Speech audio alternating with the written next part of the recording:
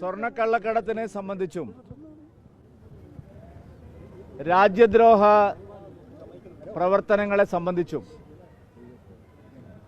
കേരള സർക്കാർ ജനങ്ങളോട് തുറന്നു പറഞ്ഞ കാര്യങ്ങളെ സംബന്ധിച്ച് വിശദീകരണം നൽകാൻ ചീഫ് സെക്രട്ടറിയെയും DGPയെയും കേരള ഗവർണർ വിളിപ്പിച്ചിട്ട് ഞങ്ങൾ അതിന് വിശദീകരണം നൽകാൻ തയ്യാറില്ല എന്നുള്ള നിലപാടാണ് ചീഫ് സെക്രട്ടറിയെ കൊണ്ടും DGPയെ കൊണ്ടും മുഖ്യമന്ത്രി പിണറായി വിജയൻ ഇപ്പോൾ എടുപ്പിക്കുന്നത്. ഇത് നമ്മുടെ നാടിൻ്റെ ഭരണഘടനയെ സംബന്ധിച്ച് ഭരണഘടനയുടെ തലപ്പത്തിരിക്കുന്ന സംസ്ഥാനത്തിൻ്റെ അധികാരത്തിൻ്റെ തലവനായിട്ടുള്ള ബഹുമാനപ്പെട്ട ഗവർണർ ചീഫ് സെക്രട്ടറിയോടും DGPയോടും ഒരു കാര്യം ആവശ്യപ്പെട്ടാൽ അത് നിഷേധിക്കുന്നത് ഭരണഘടനാ വിരുദ്ധമായിട്ടുള്ള സമീപനമാണ്. ഗുരുതരമായിട്ടുള്ള പ്രശ്നങ്ങളിലേക്ക് ഇത് പോകും. സർക്കാർ ഉദ്യോഗസ്ഥന്മാരെ വെച്ച് രാഷ്ട്രീയ താൽപര്യത്തിനനുസരിച്ച് പ്രവർത്തിപ്പിക്കാനുള്ള പിണറായി വിജയൻ്റെ തീരുമാനം തികച്ചും ജനാധിപത്യ വിരുദ്ധമായിട്ടുള്ള കാര്യമാണ്. കേരളത്തിൽ ഭരണഘടന സംരക്ഷിക്കപ്പെടുന്നു എന്ന് ഉറപ്പുവരുത്താനുള്ള പ്രാഥമികമായ ബാധ്യത ഉള്ള ആളാണ് ഗവർണർ. ഭരണഘടനയിൽ പറഞ്ഞിരിക്കുന്ന കാര്യങ്ങൾ അതേപോലെ ഉറപ്പുവരുത്തുന്നു എന്ന് പരിശോധിക്കുക ഗവർണറുടെ ജോലിയാണ്. ഇവിടെ സ്വർണ്ണക്കള്ളക്കടത്തും രാജ്യവിരുദ്ധ പ്രവർത്തനങ്ങളും നിർബാധം നടക്കുന്നു മലപ്പുറം ജില്ലയിൽ. ഇത് പറഞ്ഞത് മുഖ്യമന്ത്രിയാണ്, ആഭ്യന്തര വകുപ്പിൻ്റെ ചുമതലയുള്ള മുഖ്യമന്ത്രിയാണ്. അപ്പോൾ അതിൻ്റെ വിശദാംശങ്ങൾ എന്താണ്?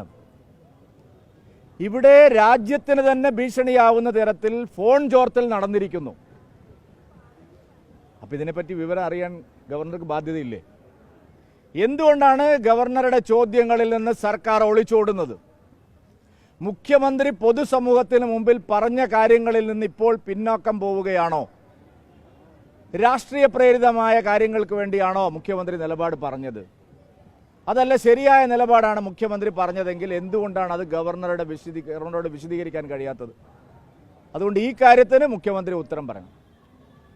സംസ്ഥാന നിയമസഭയിൽ അടിസ്ഥാനപരമായി ഉന്നയിക്കേണ്ട വിഷയങ്ങളൊന്നും ചർച്ച ചെയ്യാതെ RSS നേതാവിനെ ADGP കണ്ടത് മാത്രം അടിയന്തര പ്രമേയമായി കൊണ്ടുവന്ന കോൺഗ്രസ് കള്ളക്കടത്ത് മറച്ചുവെക്കുകയാണ്, മയക്കുമരുന്ന് വ്യാപാരം മറച്ചുവെക്കുകയാണ്, രാജ്യദ്രോഹ പ്രവർത്തനം മറച്ചുവെക്കുകയാണ്.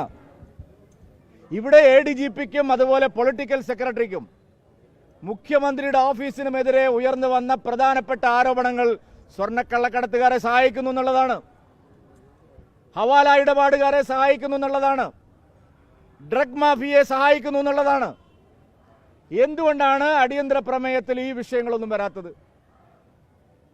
RSS നേതാവിനെ ADGP കണ്ടത് ഒരു ക്രിമിനൽ കുറ്റമാണോ? നാടിനെ ബാധിക്കുന്ന എന്തെങ്കിലും പ്രശ്നമാണോ? അടിയന്തര പ്രമേയത്തിൽ എന്തുകൊണ്ടാണ് മുഖ്യമന്ത്രിയുടെ ഓഫീസിനെതിരെ ഉയർന്നു വന്നിട്ടുള്ള ഗൗരവതരമായ വിഷയങ്ങൾ ഉന്നയിക്കാൻ കോൺഗ്രസ് തയ്യാറാവാത്തത്?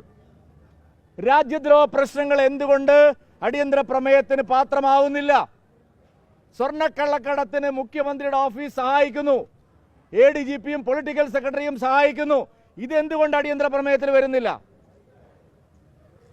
അപ്പോൾ അടിസ്ഥാന പ്രശ്നങ്ങളിൽ ശ്രദ്ധ തിരിച്ചുവിടുക, വോട്ട് ബാങ്കിന് വേണ്ടി നിയമസഭയെ കളമാക്കുക, പിണറായി വിജയനെ സംരക്ഷിക്കുക.